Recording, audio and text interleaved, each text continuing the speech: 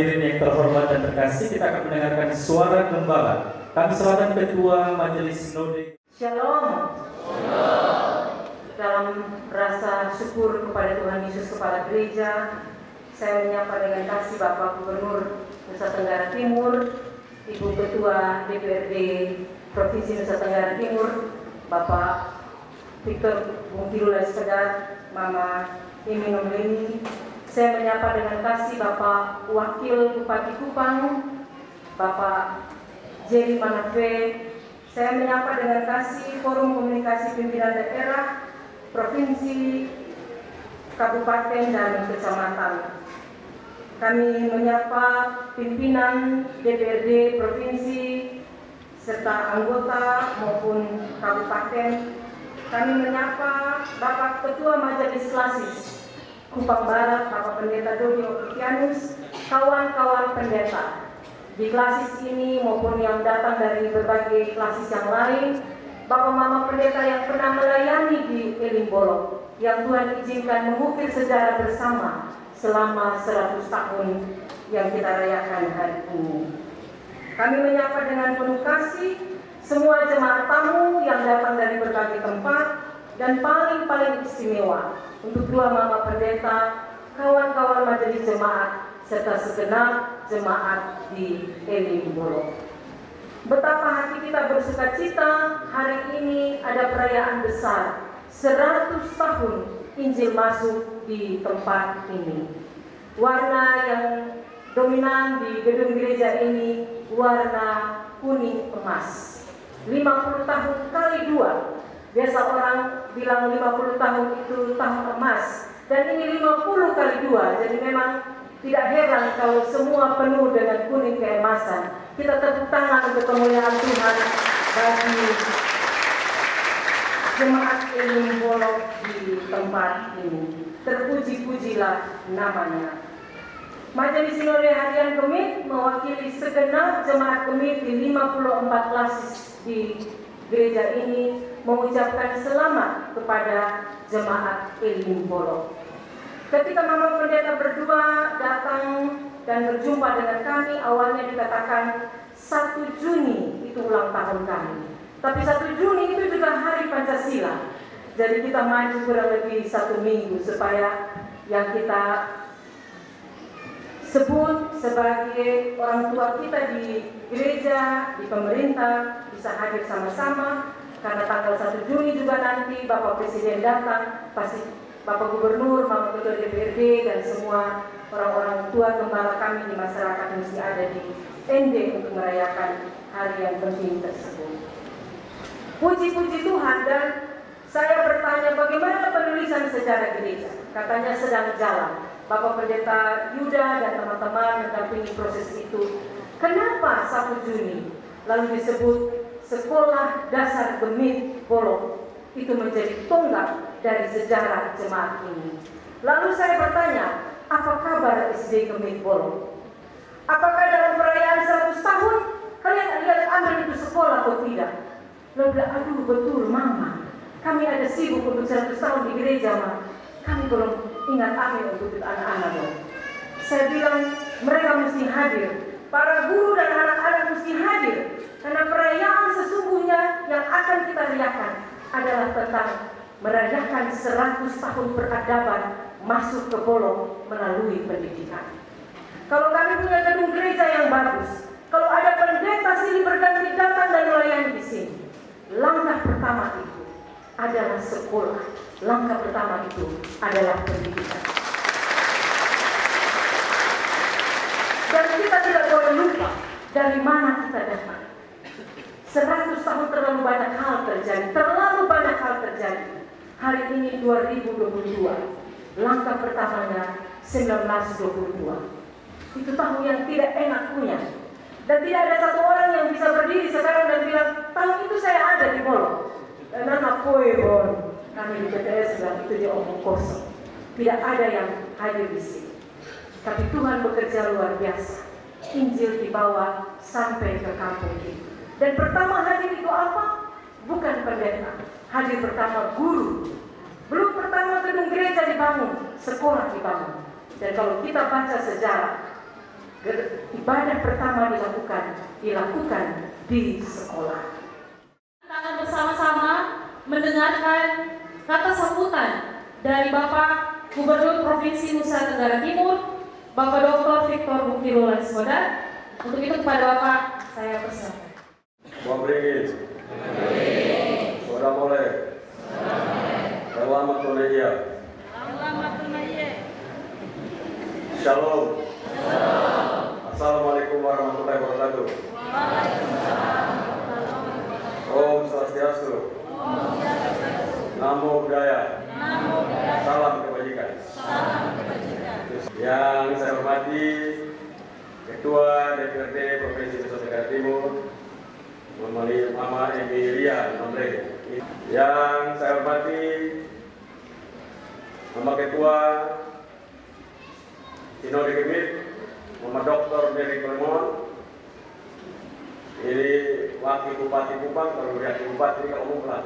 Bupati Kupang biasanya nggak mau begitu. Wakilnya umum pelan-pelan, Bupatinya umum dekat. Bapak Jerry Manover, Pak Camat, Pak Polsek, Pak Ramil, Ketua Basis Kupang Barat, para pendeta, semua yang hadir dan jemaat Bolok yang saya cintai dan saya kasihi. Saya sangat gembira hari ini karena kalau dengar sambutan Mama Mary tadi, hati saya senang banget. Dengar bilang gereja itu harus bangun sekolah, saya paling bergembira. Karena saya ulang-ulang menyatakan saya produk gereja karena punya sekolah. Dan saya produk dari pendeta yang mengajar saya.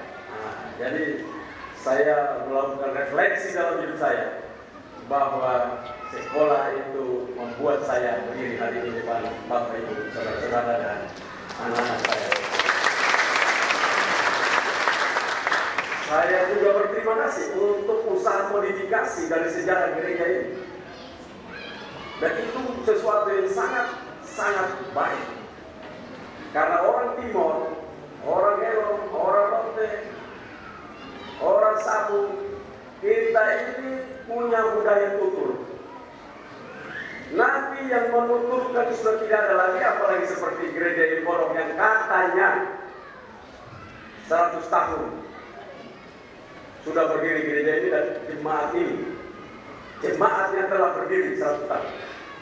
Salah satu membuat bahwa sejarah panjang itu dapat diketahui oleh generasi yang datang lewat modifikasi sejarah gereja itu. Dan saya menyampaikan terima kasih untuk usaha itu.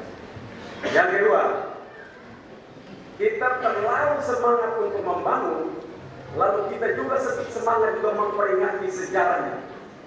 Tetapi kita selalu meninggalkan, bahkan menghancurkan sejarah-sejarah itu.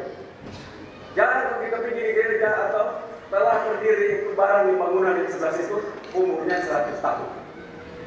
Mudah-mudahan di Bolok ada bangunan yang dulu pertama jemaat itu berdiri di Bungkian kok, di Bung Atap kok, di Bung apa masih tetap berdiri, masih ada di dalam gereja itu sebagai bentuk bahwa ini menjadi saksi bisu dirinya jemaat ini 100 tahun lalu.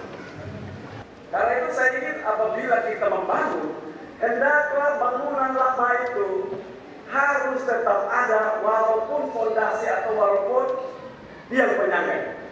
Kalau tidak bisa, kasih tidak taruh di satu sudut, taruh di situ dengan narasi yang baik. Ini adalah bukti tahun sekian 1922 jemaat ini dibangun. Itu mahal sekali.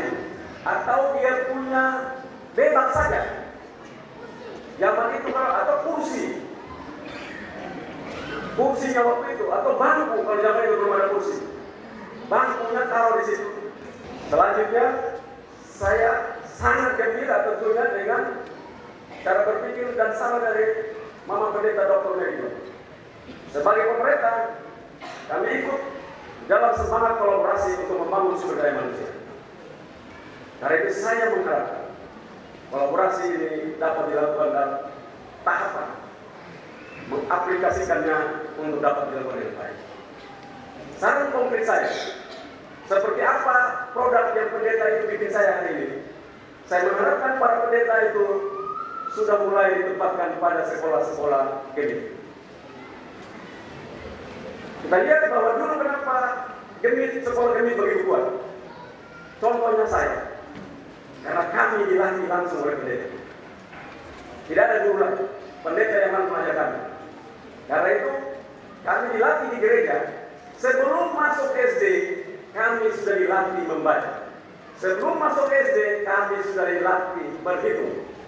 Sehingga waktu kami masuk SD, kebetulan saya masuk SD negeri, mereka baru mulai, ini saya sudah baca kemarin, saya tidak tertarik lagi di sini.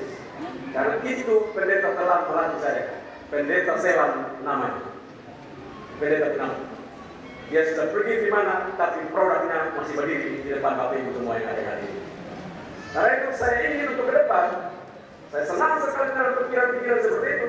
Dan pikiran-pikiran itu juga saya arah dalam semangat pemerintah Provinsi Nusa Tenggara Timur untuk bangkit dalam cara berpikir membangun sumber daya manusia. Karena itu saya harapkan kalau bisa kita kerja bersama, seluruh SD Gemit, seluruh SMP Gemit, seluruh SMA dan SMK Gemit, semuanya ajar oleh para pendeta. Pertanyaannya, gereja bagaimana? Kalau ada sempat, marilah utusan saja di gereja. Zaman dulu di kampung-kampung, dia pernah utusan. Pendeta cuma satu saja, Semawi. Dia kali ini, jadi dia tidak. Kalau anak-anak, dia lepaskan. Kalau yang orang tua, dia kasih keputusan. Anak-anak, pendeta itu sendiri yang itu pelajaran berharga yang saya dapat dari pendeta. Dia tidak akan mengurus yang umur-umur yang sudah tua. Dia kasih utusan khotbah mereka. Hari ini baru saya tahu. Minimal mungkin dengan perspektif yang saya miliki dengan ilmu pengetahuan, saya mampu untuk menganalisis cara berpikir dan kerja dari pendeta itu. Menurut saya beliau berpikir mungkin kalau itu orang sudah matahari terbenam, mau bikin kemana jelas begitu. Tapi yang ini orang ini persiapan masa depan. Maka mereka dipersiapkan untuk berhadapan dengan masa-masa depan yang akan datang. Maka mereka dipersiapkan yang baik. Karena itu saya ingin agar gereja harus serius mengurus anak-anak. Karena itu masa depan gereja. Karena itu masa depan provinsi ini. Kalau anak-anak yang hari ini TK, para pendeta urus dengan baik, ngajar mereka dengan baik, tulis mereka dengan tinta yang baik, pikiran-pikiran baik, maka saya pastikan ke depan Gemit mempunyai stock of knowledge, kader-kader yang luar biasa. Kita masih banyak kendala. Pertama, negeri ini negeri laut, lautan di mana-mana, provinsi kepulauan, archipelago state, archipelago provinsi. Tetapi kita tidak pernah berpikir untuk melayani kita punya laut, karena semua urus darat. Kalaupun tinggi laut, maksimum 1 GT, maksimum. Karena itu kita tidak boleh baik gagasan, tidak boleh melepaskan gagasan. Saya ingin gereja berpartisipasi. Satu, kami akan mengembangkan pakan untuk lobster. Dan pakan untuk lobster itu akan datang dari bagaimana budidaya kerang. Budidaya kerang. Jadi kerang-kerang kita, kerang hijau, kerang ini semua, kepiting, itu adalah makanan lobster. Lobster adalah salah satu produk ataupun komoditi yang menjadi sangat kaya di NTT. Tapi kita belum kerja. Karena kita semua berpikir darat. Nanti akan kita bicara, dan saya mau lakukan. Karena itu saya minta lewat tempat yang berbahagia ini, saya mengharapkan agar gereja di dalam desain kebijakan dari Sinode Gemit untuk mulai fokus menyiapkan bagaimana kita budidaya pakan lobster. Nah, karena itu saya ingin berapapun gereja miliki anak muda yang mereka bisa kerja 18 jam sehari. 18 jam sehari, tidur 6 jam, pas 24. 18 jam, anak muda. Kalau orang tua saya tidak mau, karena mereka kesian, 18 jam nanti dia kerja-kerja, bagi jam ke-9, mata tertutup semua. Karena anak muda, 18 jam kerja. Dan ini gereja pernah lakukan. Apalagi yang menamakan diri mereka kaum Calvinis. Calvin dalam perjuangan untuk membangun keyakinan dan pengetahuan dalam dirinya, dia diusir bolak-balik dari Perancis, diusir masuk ke Swiss, diusir masuk ke Geneva, dan di Geneva dia berjuang untuk menguasai politik di dalam kota Jenewa dalam bahasa Indonesia. Dan dari Jenewa itu, desain politik itu dia kuasai, dan dia mengisi pikiran-pikiran perubahan-perubahan besar itu lewat pemerintahan kota, dan akhirnya berkembang sampai di Timur Tengah. Karena itu dulu di dalam gereja itu panitua ada, pendeta ada, panitua petugas, panitua ini yang tua-tua petugas masuk di konsistori, yang melanggar norma-norma gereja disidang di konsistori. Kita sadar konsistori pakai berdoa, ambil makan minum, saudara urusan. Itu menunjukkan sangat disiplin. Bahkan tidak disiplin, mereka dipanggil oleh konsistori. Kenapa kalau tidak disiplin? Dan itu sangat ketat. Nah, kita kekurangan bagaimana mendisiplinkan. Input yang ada di gereja, yang saya lihat Gemit hari ini menamakan diri sebagai diakonia yang kalitatif itu, yang sedang bergeser menjadi diakonia transformatif itu harus dapat ditransformasikan di dalam semangat kerja-kerja cerdas, di mana itu akan membawa dampak yang luar biasa. Dia tidak boleh hanya pada simbol yang sifatnya simbolik saja, tapi dia turunkan dalam kerja-kerja yang konkret. Karena itu saya senang dengan desain dia punya transformatif itu. Dan ini dalam melaksanakan dia punya transformatif itu, nomor 1 kita kerja dulu. 1. Ada anak-anak dari Gemit. Kenapa saya perlu gereja? Karena saya ingin mereka waktu bekerja, gereja ikut bertanggung jawab untuk mendisiplinkan mereka. Bila mereka tidak disiplin, panggil rapat dan berikan sanksi. Sanksi dalam gereja. Karena memang tidak ada. Dari ini sejarah gereja Gemit yang datang dari itu, dia punya model begitu. Makanya kenapa begitu Calvin itu begitu luar biasa.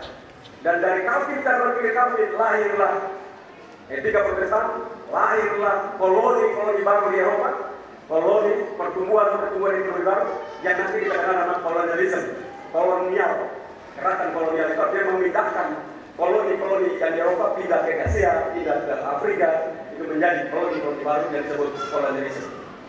Nah, karena itu saya ingin agar teori yang dasarnya sudah diuji berulang-ulang itu tinggal kita jiplak saja, kita bawa di Nusantara ini. 1. Disiplin. Tidak ada gereja itu berpartisipasi bersama pemerintah mendisiplinkan orang yang ditugaskan untuk mengerjakan hal-hal yang secara nyata kita tahu bahwa itu sebuah program besar yang namanya diakonia transformatif. 1. Itu dulu jadi. Berarti gereja peran. Berapa anak muda gereja ini? Ke gubernur. 100, 200, 1000. Yang kita akan uji tahan mereka 18 jam latihan dulu. Bolak-balik ini latihan, lari 10 kilo, bolak yang perempuan 5 kilo, bolak-balik datang, bolak-balik kerja. Pak, 18 jam tidur. Jadi tidak ada lagi yang duduk di pinggir jalan, tangan melihat bulan dan bintang sampai menayang. Karena malam dia sendiri bisa lagi. Dia tidak bisa malam langsung tutup memang. Inilah cara bagaimana Calvin membuat mendisiplinkan seluruh pengikutnya sehingga mereka mempunyai energi yang luar biasa. Dalam tata sejarah, kapitalis, kekuatan kapital di Eropa tumbuh datang dari garis-garis Calvin cara berkali. Mereka kaya luar biasa.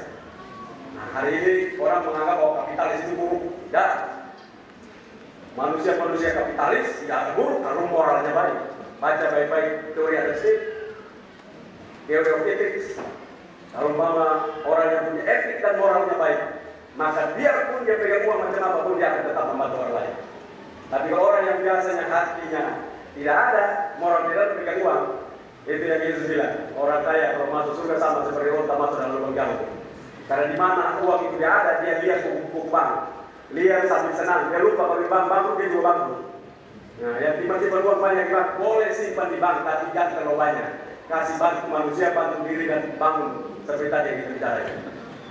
Yang kedua, kita kerja ikan sekarang. Kita budidaya ikan kerapu. Dan saya ingin partisipasi dari gereja untuk terlibat dalam budidaya ini. Belajar di sana, kirim anak-anak muda untuk belajar. Kirim anak-anak muda untuk belajar tentang pakatnya. Kita punya sumber daya yang cukup untuk itu, tapi tidak kita kerjakan selama ini. Karena itu miskinnya kita bukan karena kita tidak ada apa-apa, tapi karena kita tidak pernah belajar tentang apa yang kita punya, dan kita sekolah tidak berhubungan erat dengan apa yang kita miliki hari ini. Sekolahnya semua sekolah sarjana ekonomi. Tanya mata melotot tidak tahu apa itu ekonomi. Saya ingat dulu bapak saya dapat dulu. Kenapa? Karena dia mau pikir dapat ijazah bukan dapat ilmu. Waktu benar makanya mama bapak bukan anak dokter pulang sekolah habis dari sarjana, tanya setia, coba kau bawa itu berapa saya tanya suruh tiap hari tanya setia. Jangan nanti supaya itu sertifikat itu dia pikir itu betul sudah sarjana ekonomi. Matius Kamlasi bagi tanya apa itu pertumbuhan? Hai maksa. Saya pernah dapat di barang itu. Ini itu tentang kita. Karena itu memang kita harus mulai untuk mendorong. Dan saya kenapa bicara ini di gereja? Karena gereja minimal 1 minggu bertemu dengan umatnya, bertemu dengan jemaatnya. Sebuah pertemuan yang dapat terjadi dalam rentang waktu yang tidak terlalu jauh. Kalau gubernur datang ketemu Eli Molo, in hari ketemu, maka 50 tahun lagi waktu ketemu lagi. Kita semati semua, saya semati kalau kita ketemu di atas. Saya ini tahu apa termasuk surga seperti saya. Kalau saya sedang di atas surga hari ini.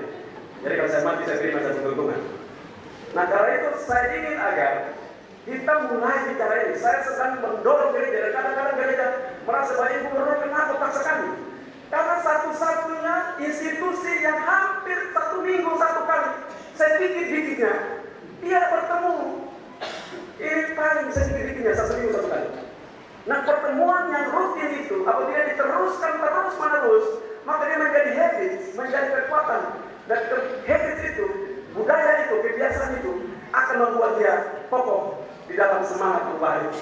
Nah ini tidak bisa perubahan di Nusa Timur hanya datang dari pemerintah semata. Karena pemerintah ini camat, ada camat ini, camat Bupati.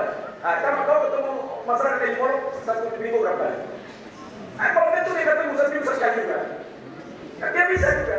Kapal desa di belum tentu datang dulu biar tinggal di sini bukan? Belum tentu ketemu dengan Nehemia Timuli atau Simon Wislesini.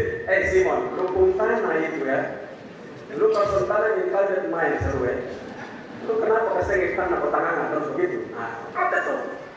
Karena itu perlu cara berpikir dari gereja melakukan transformasi yang luar biasa karena gereja hampir pasti dia tidak perlu video orang datang ke dia.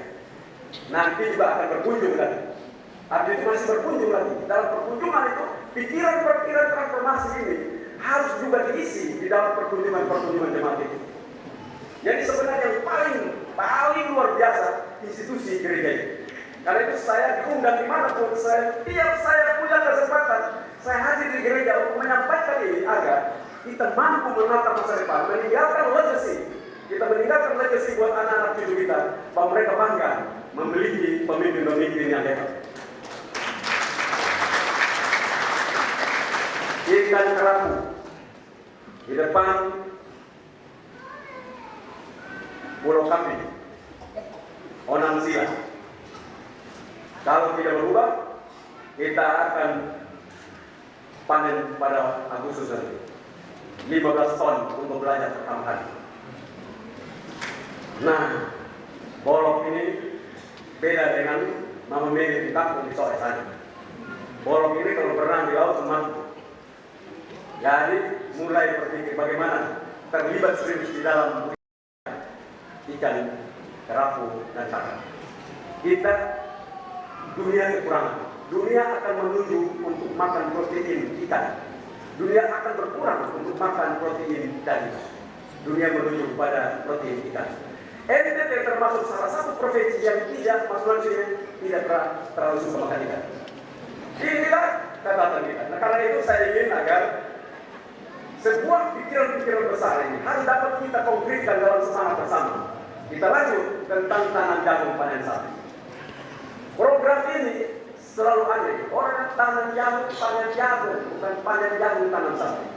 Program ini sengaja saya buat untuk mengganggu orang. Kenapa? Kita orang NTT ini kalau kerja sendiri. Dia kerja sendiri saja. Membangun sendiri. Tidak pernah membangun dalam semangat kolaborasi. Semangat kolaborasi itu bukan kerja bersama saja, tapi kerja bersama dalam visi yang sama. Itu begitu. Jadi jangan sama-sama kerja, datang tidak sama, visi tidak sama, lu datang sama-sama, bentuk tubuhnya sama, datang, tapi visi berbeda. Itu tidak akan pernah sampai tujuan. Kolaborasi artinya kerja bersama dalam visi yang sama. Dan karena itu saya ingin nanti bulan Desember, Januari, Februari, Maret adalah musim di mana Tuhan menganugerahkan Nusa Tenggara Timur air yang cukup banyak. Dan saya ingin agar ke depan, lewat kepala desa dan ketua KMK bersama mama-mama dan bapak pendeta mendata tanah-tanah mana yang bisa dipakai dan belum pernah dipakai untuk kita tanam jagung. Pupuk ditanggung, benih ditanggung,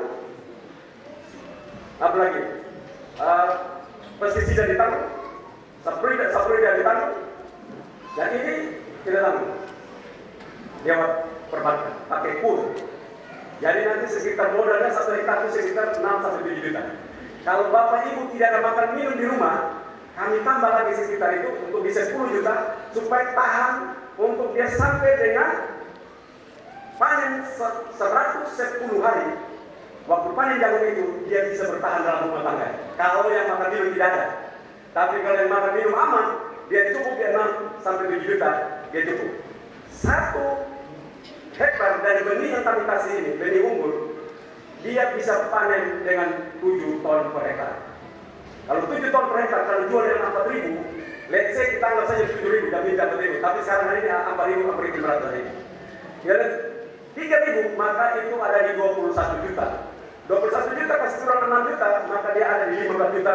15 juta Bapak Ibu ambil dalam tempo 100 hari kerja. Sudah punya 15 juta. Dan bila kalau Bapak yang rajin, kalau yang pemalas sudah, kalau yang rajin, bahkan dia bisa tanam 2 kali. Kenapa?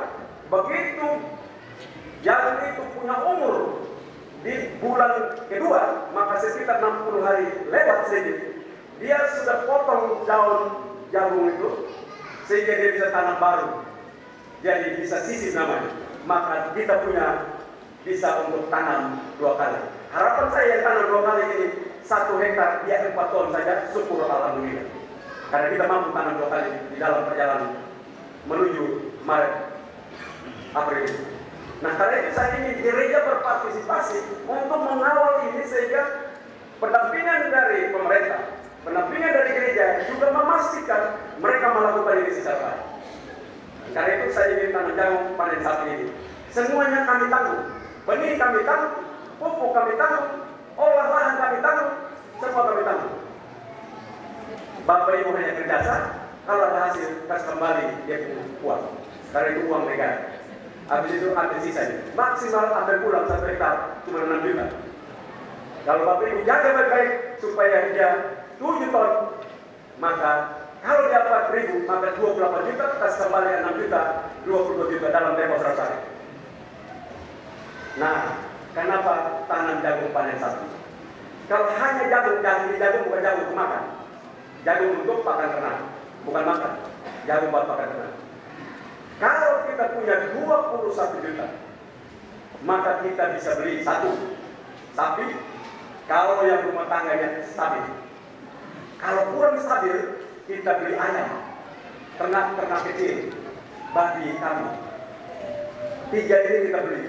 Menjaga untuk begitu jagung ini selesai, mereka pergi 6 bulan kemudian, mereka sudah bisa jual ayamnya, bisa jual babinya, bisa jual kambingnya. Sehingga ketahanan ekonomi rumah tangga itu stabil, bisa bertahan. Karena mereka punya. Kalau dia sudah punya itu, dia bisa beli sapi. Nah, sapi yang ingin kami dorong ke depan adalah sapi-sapi yang baik. Sapi-sapi yang bisa 500 kilo ke atas, 300-400 kilo ke atas. Tidak sapi stunting, sapi-sapi yang besar. dan dagingnya nanti kami latih supaya itu daging baik, daging yang enak. Jangan setelah itu sapi kiri kanan, baru kita makan, gigi nenek gigi, putus buah terapi semua gara-gara itu sapi keras kan. Itu sapi pelari maraton. Itu persaing kita jadi guna-guna ala-ala. Nah, karena itu saya ingin kita desain dalam semangat kerja bersama. Dan kerja dan mimpi-mimpi ini tidak mungkin akan bisa terrealisir dengan baik kalau gereja sebagai institusi utama tidak langsung engage. Dia engage langsung dengan pemerintah. Dia menyatu dengan pemerintah. Tidak begitu. Saya sudah pelajari kiri kanan, wah, ini harus dari gereja. Dan gereja bukan berarti gereja hanya datang berbaik Bapak. Nanti kami bilang kami jemaat. Tidak bisa. Jemaat dan gereja dalam arti sebagai institusi terlibat serius dalam pengawasan program sampai dewasa. Karena menurut saya itu bukan program Gubernur Nusa Tenggara Timur. Itu program Tuhan Yesus. Jadi tidak terlibat di situ, dia melawan Tuhan Yesus. Tuhan Yesus bilang, bila kamu melakukan kepada salah satu saudaraku yang hina ini, kamu telah melakukannya untuk aku. Kepada hina siapa saja hina itu? Siapa kamu hina? Satu, lapar haus. Lapar haus ini programnya apa? Lapar haus program apa? Pertanian, peternakan, perikanan. Betul apa salah? Nah, berarti itu saya pun program atau Tuhan Yesus program? Siapa pun program itu? Tuhan Yesus. Tidak kerja ibarat, melawan Tuhan Yesus. Gereja sampai berulang masuk neraka. Karena melawan Tuhan Yesus mereka. Lapar haus.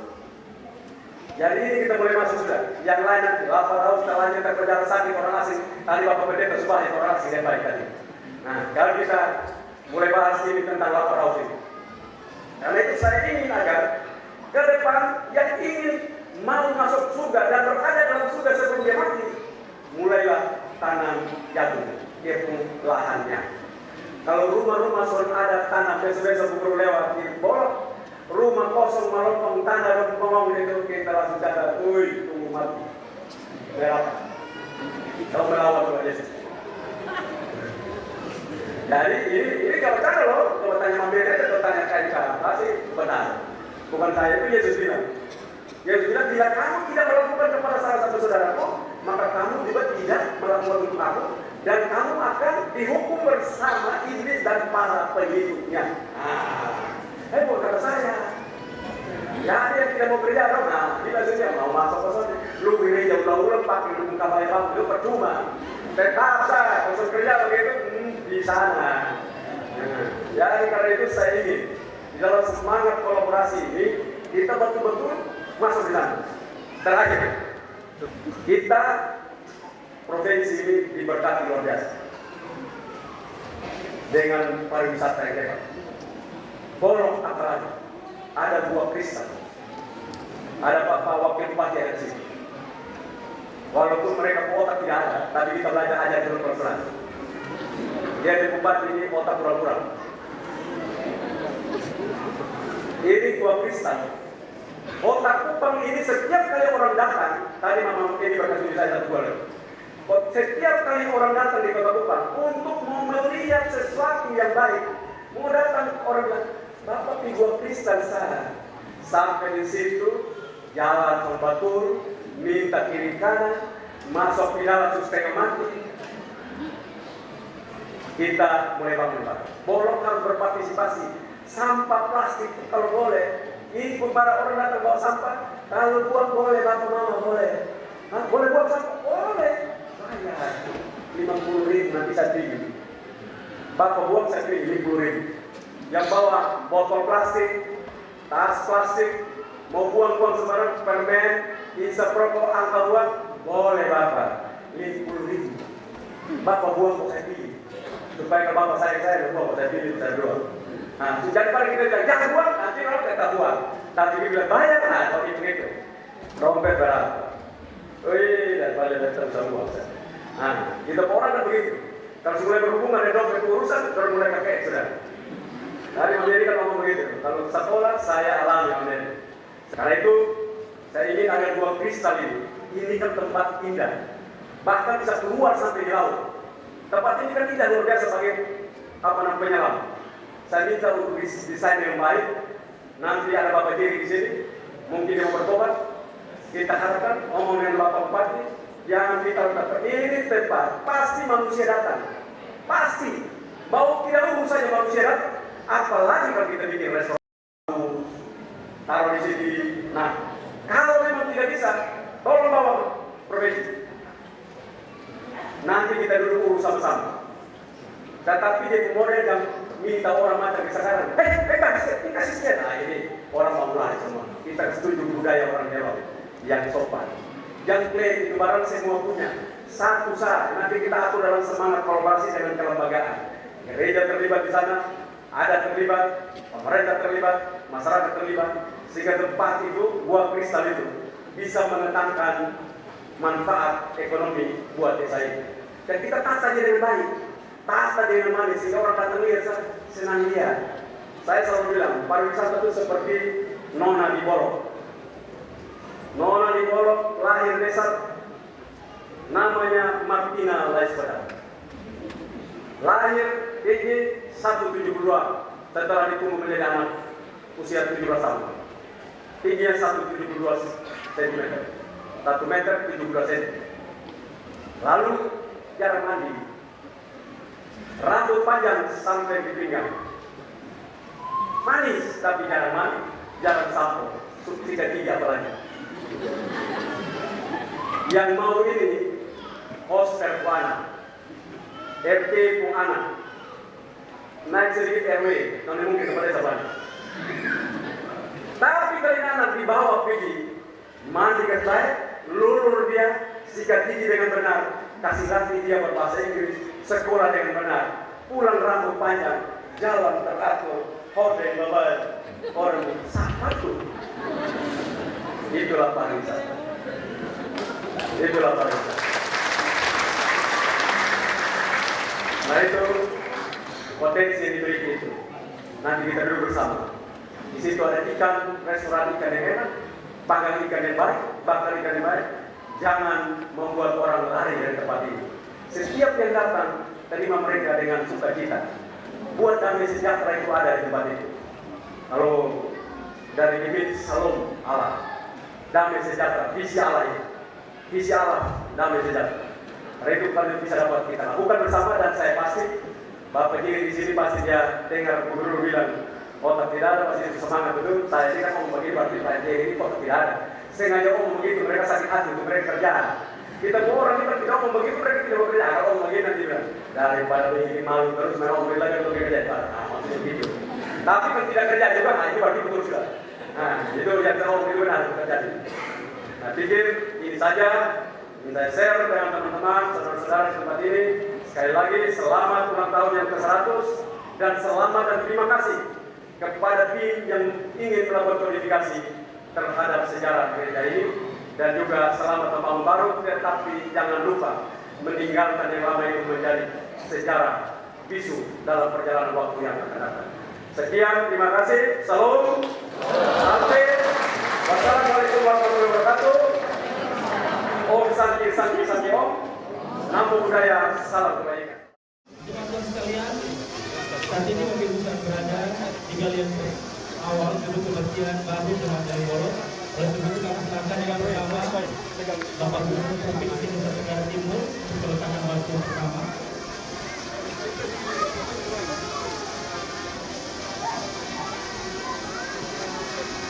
Kami silakan dari Gubernur Provinsi Nusa Tenggara Timur untuk meletakkan batu pertama, Bapak. Baik, pada hari ini Rabu tanggal 25 Mei 2022 disaksikan semua kita yang hadir di tempat ini. Kita memohon perlindungan dan penyertaan dari Tuhan Yesus Kristus agar letakan batu pertama ini juga terus menjadi sebuah bangunan untuk dipersembahkan bagi kerajaan Allah.